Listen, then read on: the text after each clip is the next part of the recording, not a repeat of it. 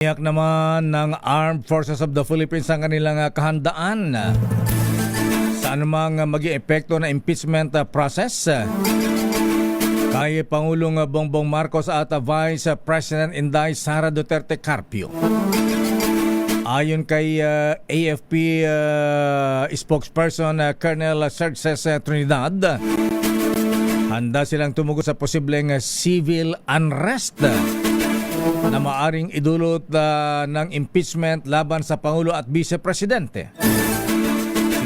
Sinabi niya na ngayon pa lamang ay nakasuporta na ang AFP sa Philippine National Police na silang nagbabantay ng internal security tuwing may mga rally, demonstrasyon at iba pang mga aktibidad.